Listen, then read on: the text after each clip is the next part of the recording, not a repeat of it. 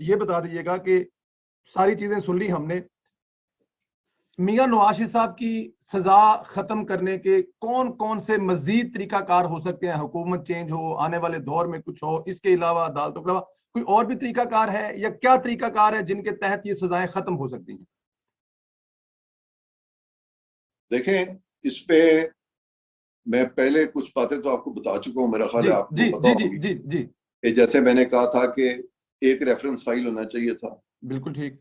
Investigation जो है वो सुपरवाइज सुप्रीम कोर्ट नहीं कर सकती, क्योंकि सुप्रीम कोर्ट तो अल्टीमेट एडजुडिकेटर है।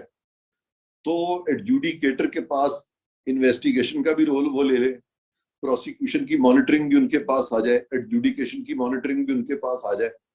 तो ये तो सारा कुछ जो प्रोसेस है ये तो बिल्कुल, और ये पॉइंट्स उठाने चाहिए जी। और अभी तक मैंने तो ये पॉइंट्स इस तरह से ये आर्ग्यू होते हुए नहीं देखे। और फिर आर्टिकल 13 में जो बातें हैं वो पॉइंट्स उठाने चाहिए। फिर ये अरशद मलिक साहब का जो बातें जो मंजर आम पे आई हैं, ये तमाम बड़े वैलिड पॉइंट्स हैं। और इसके अलावा पाकिस्तान की कॉन्स्टिट्यूशनल हिस्ट्री और उस हिस्ट्री में किस तरह से अदालतें जो हैं वो हुकूमतों को गिराती रही हैं और हुकूमतों को लाती रही हैं। मियां नवाज शरीफ को जब गिराया गया तो जफर अली शाह केस के तहत फैसला किया गया कि वो बिल्कुल ठीक था, और जब मियां नवाज शरीफ वापस आए तो फिर अदालतों ने ही कहा कि उनका जाना बिल्कुल गलत था। तो ये जो अदालतों ने रोल एज्यूम किया हुआ है, ये जब तक के पार्लियामेंट अपने आप को फाल नहीं बनाएगी तब तक अदालतें जो है वो इस तरह के भंवर में गिरदाव में फंसती रहेंगी। और इस सारी चीज में नुकसान सियासत का भी होगा, नुकसान अदालतों का भी होगा, लेकिन सियासत का नुकसान कम होगा, अदालत का नुकसान ज्यादा होगा। बिल्कुल ठीक है सर। ये भी हो सकता है कि कोई आने वाली हुकूमत चेंज और किसी एग्जीक्यूटिव ऑर्डर से ये सजाएं खत्म की जा सकती हैं? हाँ, अब ये बड़ा इंटरेस्टिंग है जी कि जस्टिस इफ्तिखार चौधरी जब निकाले गए थे जी तो उनकी बहाली के लिए उस वक्त मियां नवाज शरीफ बहुत कोशां थे और उन्होंने बड़ी कोशिश की और वो बहाली हो नहीं रही थी। जी तो बावजूद कि उस वक्त सुप्रीम कोर्ट की जजमेंट इन फील्ड थी जिसके तहत कहा गया था कि अब ये लोग जज नहीं रहे, और उस जजमेंट में रिव्यू भी हो चुका था, तो वो एग्जीक्यूटिव ऑर्डर से सब कुछ खत्म करके तो जस्टिस डोगर जब रिटायर होते हैं तो इफ्तिखार चौधरी साहब जो है वो चीफ जस्टिस ऑफ पाकिस्तान बन जाते हैं।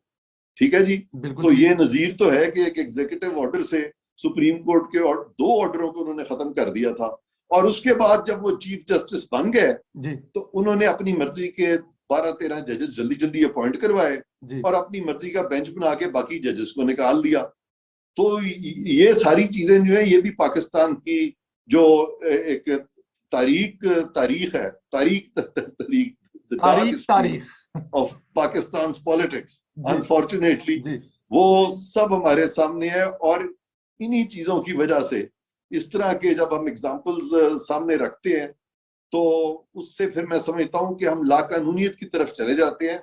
अब भी मैं समझता हूं कि ये सारे ऑर्डर्स जो बहुत सारे इस तरह के हुए हैं वो गलत है, और अब अगर अनडू करना है आपने तो बेहतर यही है कि बजाय कि एग्जीक्यूटिव ऑर्डर को बीच में लाएं, पार्लियामेंट बकायदा सिंपल कानून साजी के साथ इन ऑर्डर्स को खत्म कर सकती है।